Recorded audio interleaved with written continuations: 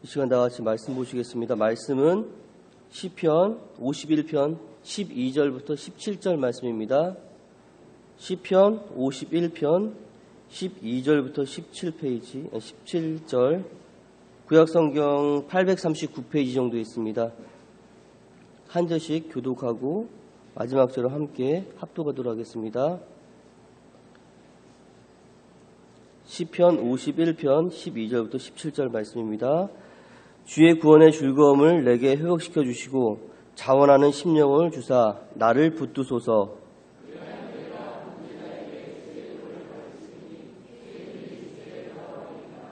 하나님이여, 나의 구원의 하나님이여, 피 흘린 죄에서 나를 건지소서.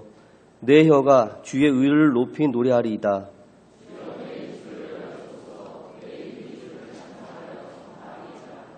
주께서는 제사를 기뻐하지 아니하시나니 그렇지 아니하면 내가 드렸을 것이라.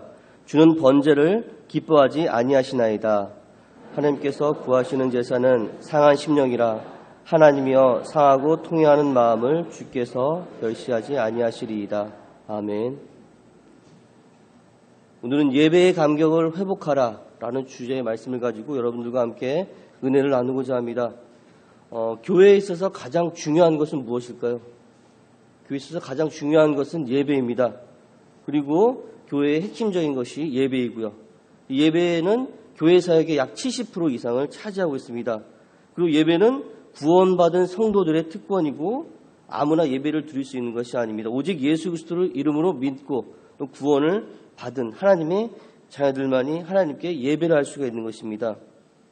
오늘날 한국교회가 직면한 모든 신앙적인 위기의 한가운데는 예배의 위기가 자리 잡고 있습니다. 그리고 모든 잘못된 예배 한가운데는 예배하기에 적합하지 않는 예배자들의 삶이 있습니다. 그리고 예배자들의 삶 중심에는 예배자들의 마음이 있다는 것입니다. 예배는 하나님과의 만남입니다. 우리가 길을 걸어가는데 모르는 사람을 만났을 때 그 사람을 만났다고 하지 않고 보았다고 말을 하지 않습니까? 그러니까 우리는 아는 사람을 만났을 때 그 사람을 만났고 인격적인 교류가 있을 때 누군가를 만났다라고 이야기를 할 수가 있습니다. 하나님과의 만남도 마찬가지입니다. 우리가 하나님과의 인격적인 교류가 없다면 하나님과 만났다고 할 수가 없고요. 또한 예배를 드렸다고 할 수도 없는 것입니다. 다시 말해서 하나님과의 인격적인 교류가 하나님과의 만남, 바로 예배인 것입니다. 오늘 본문 시편 51편은 참회의 시입니다. 범죄 후에 다윗이 겪어야 했던 깊은 정죄의식이 나타나 있습니다.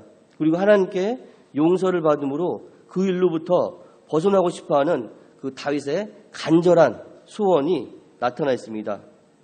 여러분들도 아시다시피 다윗은 하나님 앞에 순전하고 흠없는 삶을 살아온 사람입니다. 그러한 다윗도 일생에 커다란 죄를 두 가지 저지르고 맙니다. 하나는 왕이 된 후에 하나님의 뜻을 어기고 인구조사를 한 것이고요. 그리고 두 번째는 우리아의 아내 밧세바와 동침한 것이었습니다. 시편 51편에 참회의 배경이 되고 있는 것은 우리아의 아내 밧세바의 간음 사건이었습니다. 다윗에게 이 사건은 하나님의 선하심과 모든 은혜의 세계를 능가하는 커다란 고통과 시련을 겪게 한 사건이었습니다.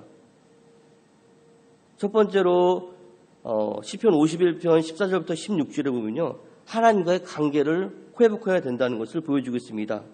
다윗은 범죄 후에 하나님과의 관계를 회복하기 위해서 온전하게 힘썼습니다. 우리들도 하나님과의 온전한 관계를 이루어야 할 것입니다. 범죄한 후에 다윗은 아름다웠던 하나님과의 관계가 단절되는 크나큰 아픔을 겪게 됩니다. 이 범죄로 인해서 다윗은 사망의 음침한 골짜기에 들어서게 됐습니다. 하나님 앞에서 일구었던 그의 탁월한 영적인 삶에서 하나님의 사랑의 빛이 어둠으로 바뀌었습니다. 하나님의 빛이 사라지자 다윗의 영적인 삶은 순간 황폐한 들판이 되어버리고 말았습니다. 그리고 하나님과의 관계에서 실패를 경험한 사람들은 모두 회복을 위해서 애쓰는데요. 다윗도 하나님과의 관계를 회복하기 위해서 애를 쓰고 있습니다. 그것이 하나님 자녀들의 본성이라는 것입니다. 본문을 볼 때요, 다윗은 제사를 통해서 이 문제를 해결해 보려고 애쓰고 있는 것 같습니다. 본 시편 51편의 문맥을 보면요, 다윗이 그러한 시도 속에서도 실패를 경험한 것을 보여주고 있습니다. 51편 14절부터 16절은 이렇게 말하고 있는데요, 제가 이해하기 쉽게 세 번역으로 제가 했습니다. 그것을 띄워주시면 감사하겠습니다. 하나님, 나를 구원하시는 하나님, 내가 살인죄를 짓지 않게 지켜주십시오. 내 혀가 주님의 의로우심을 소름 높여 외칠 것입니다. 주님, 내 입술을 열어주십시오. 주님을 찬양하는 노래를 내 입술로 전파하렵니다. 주님은 재물을 반기시지 아니하시며 내가 번제를 드리더라도 기뻐하지 않으십니다. 라고 기록되어 있습니다. 다윗은 제사라는 형식을 통해서 자신의 죄의 문제를 해결하려고 했습니다. 그러나 하나님과의 관계가 간단히 회복될 수 있는 것은 아니었습니다. 다윗의 생각은 빗나간 것이었습니다. 다윗의 시도는 철저하게 실패했습니다. 우리가 여기서 죄의 능력을 볼 수 있습니다. 다윗은 하나님과의 관계 회복을 위해서 제사를 드렸지만 결과는 하나님으로부터 오는 차가운 거절감이었습니다. 죄는 우리로 하여금 범죄할수록 속복되게 만드는 힘이 있습니다. 우리를 종으로 삼으려고 합니다. 다윗은 죄의 수렁에 깊이 빠져들어가서 아름다운 영적인 삶의 모든 축복을 상실하게 되었던 것입니다. 그리고 고통스러운 삶을 살아갔습니다. 다윗은 이 사건을 계기로 해서 구체적인 참회의 기도를 하게 됩니다. 우리는 하나님 앞에 나 자신이 죄인이라는 것을 진심으로 인정하고 주님 앞에 은혜를 구하며 나아가야 됩니다. 나는 할 수 없지만 오직 하나님의 은혜로 할 수 있습니다. 오직 주님의 은혜만을 간구해야 된다는 것입니다. 나에게 은혜를 부어주시옵소서 라고 간절히 회개를 해야 된다는 것입니다. 내면의 깊은 참회의 기도를 통해서 우리는 하나님께 더욱더 가까이 나갈 수가 있습니다. 두 번째로 회개를 영적 회복의 기회로 삼으라는 것입니다. 시편 51편 10절부터 12절 말씀에는 이렇게 나와 있는데요. 나를 주님 앞에서 멀리하지 마시고 주의 성령을 거두지 마옵소서. 그 구원의 기쁨 다시 회복시키시고 변치 않는 마음 내 안에 주소서.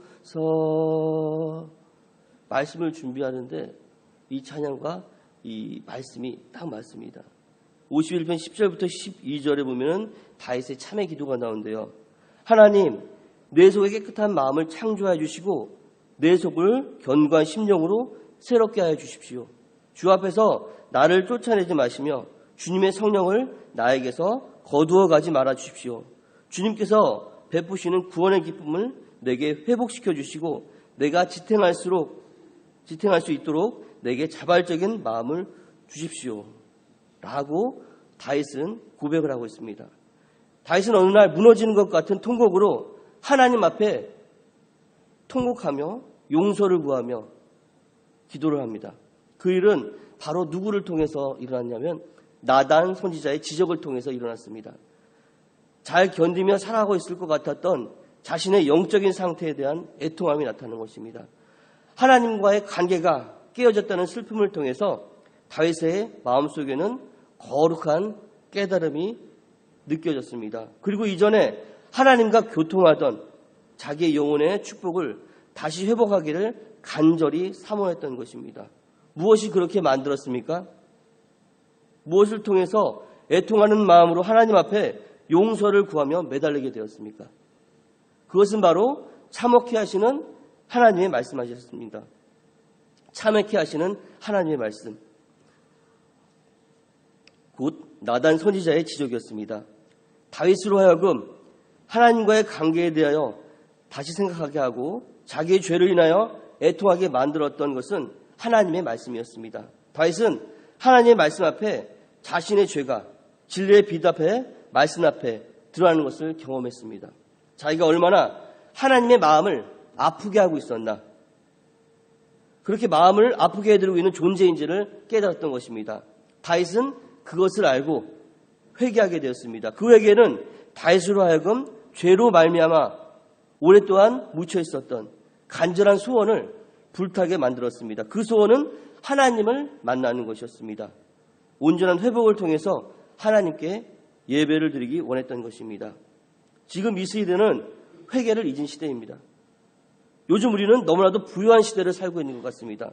하나님의 말씀을 듣고 그 말씀을 통해서 하나님과의 관계를 새롭게 회복해야 되겠다라는 갈망보다는 종교적인 행위나 습관적인 교회 출석으로 하나님께 온전한 예배를 드렸다고 잘못 생각하고 있습니다.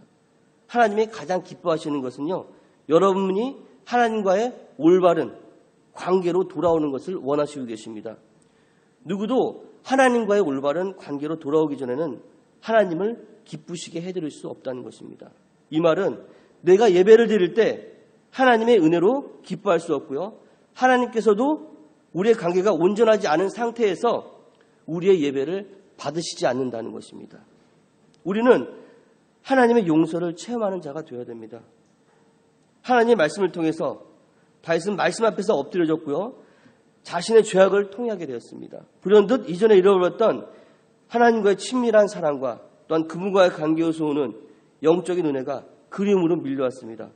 그런데 그러면 그럴수록 무엇으로도 무너뜨릴 수 없는, 깨뜨릴 수 없는 하나님과의 관계에 어떤 장애를 경험하게 되었습니다. 그리고 이제는 그 모든 관계의 회복이 자기의 손 안에 있지 않다는 것을 깨닫게 되었습니다. 내가 열심히 한다고, 내가 노력한다고 하나님께서 관계를 회복시켜 주시지 않는다는 것입니다. 이것은 무엇을 말합니까?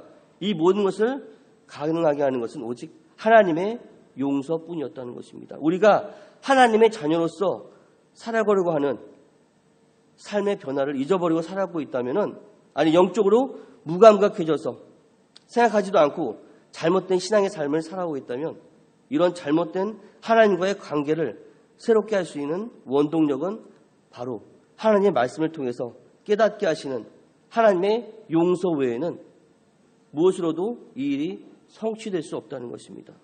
우리는 진리를 깨닫는 자가 되어야 됩니다. 본문 16절의 말씀에 보면요, 주는 제사를 즐겨 아니하시나니 그렇지 않으면 내가 드렸을 것이라, 주는 번제를 기뻐 아니하시나이다 라고 말씀하고 있습니다. 다윗은 하나님이 제사를 좋아하지 않으신다고 고백을 하고 번제를 기뻐하지 않으신다고 말하고 있습니다. 당시 제사장들이나 또한 백성들이 들으면 아주 깜짝 놀랄 일이었습니다. 그러나 그것은 다윗이 하나님과의 관계를 붙들고 처절히 씨름하면서 깨닫게 된 아주 귀중한 영적 진리였던 것입니다. 다윗은 죄로 말미암은 깊은 영적인 고독 속에서 하나님의 성품을 더 깊이 깨닫게 되었습니다. 다시 말해서 하나님이 어떤 분인지 새삼 깨닫게 되었는데요, 그것은 하나님의 자녀들이 영적 생활을 바라보시는 하나님의 마음이었습니다. 제사를 중심으로 하나님의 백성들이 모이고 흩어지던 이 시대에 그들의 삶 중심에는 예배가 있었습니다. 그리고 예배는 제사로 표현되었습니다. 다윗이 많은 금과 은을 모으고 성전을 건축할 헌물들을 비추한 것도 성전을 건축하고자 했습니다. 그리고 성전에 그에 대한 열망은 그 안에서 드리는 제사에 대한 기대로 이어졌습니다. 성전하면 제사가 생각나고요, 제사를 말하면 하나님과의 만남이 떠오르던 시대에 하나님께서 제사를 즐겨하시지 않는다 라고 한 다윗의 고백은 영적인 침체 속에 깨닫게 된 또 다른 진리였던 것입니다. 하나님이 받으시는 것은 태워드리는 짐승의 연기와 뿌리는 피나 잘라드는 짐승의 고기가 아니라 그것을 가지고 나와 제사드리는 그 사람의 심령이라는 사실을 깨닫게 됩니다. 우리는 하나님을 갈망하는 신앙생활을 해야 된다는 것입니다. 하나님과의 만남에 대한 갈망이 없는 예배는 단지 마음이 허한 사람들의 종교적인 행함입니다. 그 이상도 그 이하도 아니라는 것입니다. 하나님의 성품을 닮아서 자신도 거룩해지고 싶어하는 신령한 욕망이 없는 사람들의 모임은 단지 교상한 사교 모임과도 다르지 않다는 것입니다. 하나님을 섬긴다는 이름으로 여러 가지 분주한 일을 했습니다. 하나님께서 그 모든 것들에 대하여 감심이 없으신 것을 아는 사람은 많지 않습니다. 예배도 소중하고요, 섬김도 소중하면서 또한 제사도 값집니다. 그러나 예배를 드리는 사람, 곧 예배자가 하나님과의 올바른 관계에 서 있을 때만 그 사람이 예배를 통해 하나님을 만날 수가 있다는 것입니다. 섬기는 가정을 통해서 하나님과 더욱 친밀해질 수 있다는 것이죠. 또한 제사를 통해 주님을 영화롭게 할 수 있다는 것입니다. 하나님의 은혜로 회복되는 것밖에는 소망이 없음을 우리는 깨달아야 됩니다. 다윗은 하나님이 받으실 만한 제사의 절대적인 조건을 이렇게 말해줍니다. 본문 17절에 이렇게 나와 있는데요. 하나님께서 원하시는 제물은 찢겨진 심령입니다. 오 하나님, 주님은 찢겨지고 질밟힌 마음을 멸시하지 않으십니다. 라고 기록되어 있습니다. 주께서 구하시는 것은 찢겨지고 짓밟힌 상한 심령이라고 말하고 있습니다. 상한 심령, 이것은 무엇일까요? 이것은 상처 입은 심령이라는 뜻입니다. 하나님께서는 상처 입은 심령을 받으시는 것입니다. 자신의 처지를 바라보면서 거룩한 하나님의 은혜를 힘입기에 전혀 어울리지 않는 자신의 죄된 모습을 발견하고 아파함으로써 상처받게 된 그런 마음입니다. 하나님의 은혜로 회복되는 것밖에는 소망이 없다는 깨달음으로 하나님만 바라보는 데서 비롯된 약해진 마음입니다. 이런 마음이 바로 상처받은 마음입니다. 이것은 세상의 것들이나 사람, 환경으로 말미암아 비롯된 상한 심령이 아니라는 것입니다. 하나님으로 말미암은 상한 심령의 마음은 우리가 온전히 주님께 나아갈 수 있는 거룩한 하나님의 교통적인 도구입니다. 진정한 것이죠. 하나님은 우리가 죄인임을 깨닫고 거룩하신 하나님과의 사귐을 갈망할 때 우리의 마음을 상한 마음이 되게 하신다는 것입니다. 날마다 자신의 죄된 모습을 형식적인 생활 속에서 감추면서 하나님과의 대면을 회피하며 살아가는 사람들은 결코 예배를 통해서 참회를 경험할 수 없습니다. 하나님을 향한 갈망이 우리에게 없다면요, 우리의 모든 신앙생활도 결코 우리로 하여금 하나님을 만날 수 없을 것입니다. 상한 심령이 없이 신앙생활을 계속하는 것은요, 거룩하신 하나님을 우롱하는 일이라는 것입니다. 그 은혜를 맛보게 하고 그 풍성함 속으로 들어가게 하는 것은 하나님을 갈망하는 상한 마음입니다. 그 상한 마음은 통해에 이르는 마음이고요. 하나님은 종교 활동으로 신앙생활을 대신하고 영적 삶으로 분주한 교회생활로 대처하는 우리들에게 말씀하십니다. 사랑하는 아들아, 사랑하는 딸아, 너의 마음을 나에게 주어라. 사랑하는 딸아, 사랑하는 아들아, 너의 마음을 나에게 달라. 너의 마음을 나에게 주어라. 예배의 감격을 회복해라. 주님은 말씀하고 계십니다. 여러분, 나는 아니야. 나는 하나님과의 관계가 온전해. 라고 단정하지 마십시오. 내가 판단하고 내가 인정하는 자기 중심적인 예배를 드리지 않아야 되는 것입니다. 나 중심적으로 내가 판단하고 결정하는 것이 아니라 하나님 아버지, 나는 죄인입니다. 하나님의 은혜가 아니고서 내가 절대로 주님 앞에 나아갈 수 없습니다. 로마서 3장에도 말씀하고 있습니다. 로마서 3장 9절부터 8절 말씀에도 자기가 온전히 죄인임을 깨닫지 않는다고 한다면 주님의 은혜를 얻을 수 없다는 것입니다. 우리가 진정으로 내가 정말로 죄인임을 내가 깨달았을 때 정말 주님께서 은혜를 부어주시는 것처럼 우리가 하나님, 나는 주님 앞에 나아갈 수 없습니다. 하나님과의 온전한 관계를 하기 원합니다. 라고 고백을 하는 삶을 살아야 된다는 것입니다. 그리고 우리의 삶에서 하나님과의 온전한 만남을 이루어야 된다는 것입니다. 그것이 바로 예배자의 삶인 것입니다. 우리 형식적으로 주일날 와서 앉아서 예배 드리고 가는 그러한 것들을 원하는 것이 아니라 하나님께서는 정말로 주님을 찾는 상한 마음을 원하고 계시는 것입니다. 예전에는 이런 말들을 많이 했습니다. 너 교회 갔다 왔어? 예배 보러 갔다 왔어. 예배를 보러 갔다 온다는 게 아니라 예배를 보러 갔다 왔다. 그렇게 얘기를 하죠. 예배를 보러 갔다 왔다는 게 아니라 예배를 드리러 갔다 왔다 얘기를 해야죠. 근데 요새는 교회가 너무나도 좋아져서 극장식으로 의자가 쫙 배치가 되어 있습니다. 그래서 앉아 있습니다. 그리고 앞에서 찬양을 인도하는데 너무나도 잘합니다. 그러니까 앉아서 찬양을 하기보다는 듣는 게, 그래 목사님 말씀을 듣고 청중하고 가만히 목사님 말씀 오늘 좋네. 그래 오케이 하고서 가는 분들이 너무나도 많다는 것입니다. 우리는 예배를 보는 자가 아닙니다. 예배를 드리는 자입니다. 우리의 상한 심령을 주님께 드리는 자입니다. 하나님 아버지, 나는 할 수 없지만 정말 주님의 은혜로 할 수 있습니다. 하나님 아버지, 나의 예배를 받아주시옵소서. 우리가 주님과의 온전한 만남을 갖지 못했던 삶을 살았습니다. 아버지 하나님 용서해 주시옵소서.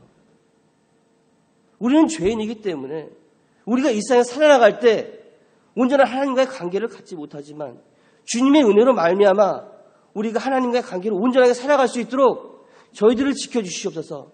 하나님의 말씀을 통해서 내가 깨달을 수 있도록 아버지 하나님 은혜를 내려주시옵소서.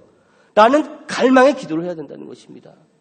다윗처럼 온전히 주님께 눈물을 흘리며 간구하며 나가야 된다는 것입니다. 이 시간 여러분들이 이 자리에 앉아 계시지만 오늘 주를 위한 이곳에라는 찬양처럼 그가 찾는 이 없어 주님께서 슬퍼하시네, 주님이 찾으시는 그 한 사람, 그 예배자, 내가 그 사람 되길 간절히 주께 예배하네. 이것이 오늘 찬양 정말 잘 선택하셨는데요. 이것이 오늘 우리에게 지금 하시는 말씀입니다. 주님께서 찾으시는 그 한 사람이 없다는 것입니다. 그 한 사람, 그 예배자가 여러분들이 되시기를 바랍니다. 오늘 한국교회가 직면한 모든 신앙적인 위기 가운데 한 가지가 예배하기에 적합하지 않는 예배자들의 삶이 있습니다.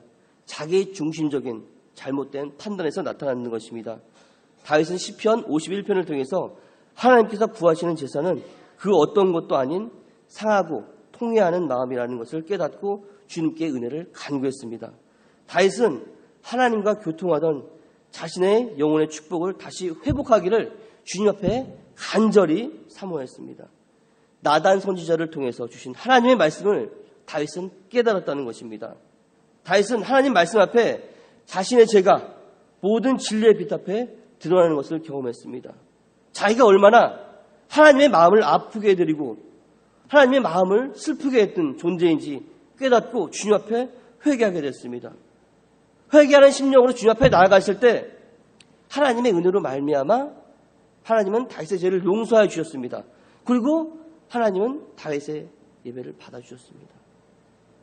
우리는 하나님 앞에 상한 심령으로 나아가야 됩니다. 주님, 나는 할 수 없습니다. 오직 주님의 은혜로 나아갑니다. 나의 모든 잘못된 삶을 용서해 주시고 하나님과의 온전한 삶이 회복될 수 있기를 간절히 원합니다.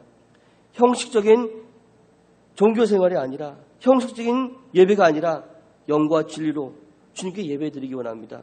주님 은혜를 베풀어 주시옵소서 라고 기도를 해야 됩니다.